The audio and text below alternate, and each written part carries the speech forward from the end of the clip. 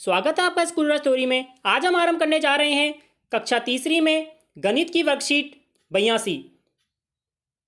कक्षा तीसरी में कार्य पुस्तिका का कार्य पत्रक 82। तो चलिए स्टार्ट करते हैं। पहला प्रश्न है, यदि जो ये आकृति दी गई है मनुष्य की, ये 5 के बराबर है तो छात्रा हो तो सारणी को पूरा कीजिए। जो आकृति दी गई है ये 5 छात्रा के बराबर है, तो 10 छात्र के बराबर कितनी आकृति बन जाएगी? एक आकृति 5 छात्र के बराबर है तो 10 के लिए 2, तो 15 के लिए 1 5 फिर 1 5 और फिर 1 5 15 हो जाते हैं। तो 15 के लिए 3 आकृति बन जाएंगी। इसी प्रकार 20 के लिए 4 आकृतियाँ, 1 5 1 5 फिर 1 5 फिर 1 5, तो कितने हो गए? 4 5 हो गए, तो 4 आकृति। इसी प्रकार प्रश्न 2 है, राजकीय प्राथमिक विद्यालय गाडरियावास की छात्रा उपस्थिति की पिक्टोग्राफ चित्रलेख से दिखाया गया है। मतलब किसी स्कूल का है ये। तो इसमें जो ये आपको एक शकल दिख रही है ये 5 छात्रों के बराबर है, 5 छात्र हैं। तो पहली कक्षा में देखो कितने हैं? 1 2 3 4 और 5 शक्लें हैं, और एक शकल 5 छात्र के बराबर है।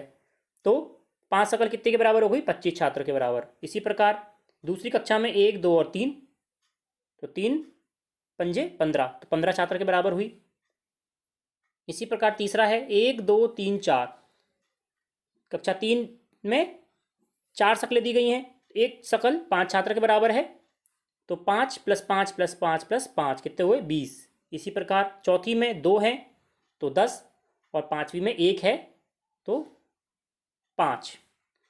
अब सारणी के रिक्त स्थान भरिए और बताइए कक्षा 1 और 2 के कुल छात्रों की संख्या कितनी थी? तो 25 और 15 को प्लस कर देंगे, 25 और 15 40 होते हैं, और विद्यालय के कुल छात्रों की संख्या हो जाएगी 25 + 15 + 20 + 10 + 5 75।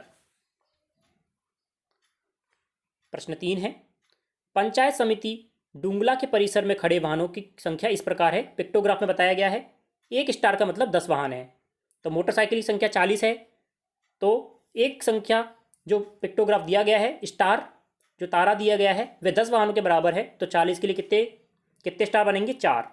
इसी प्रकार कार के लिए 20 है, 20 संख्या है, तो एक स्टार 10 के बराबर है, तो 20 के लिए 2 स्टार। इसी प्रकार स्कूटर 30 है तो 3 स्टार हो जाएंगे, और साइकिल 50 है तो 5 स्टार हो जाएंगे, और जीप 10 है तो 1 स्टार। अब कुल 2 पहिया वाहनों की संख्या। 2 पहिया कौन कौन से होते हैं? मोटरसाइकिल, स्कूटर और साइकिल। तो 40 + 30 + 50 = 120, और कुल 4 पहियों की संख्या कार और जीप, तो 20 + 10 30। अब कुल खड़े वाहन कितने हो गए? 120 + 30 मतलब कि 150। आशा करता हूँ आप ये कार्यपत्रक आसानी के साथ पूरा कर पाए होंगे। इसी प्रकार आगे भी करने के लिए जुड़े रहिए चैनल के साथ। धन्यवाद।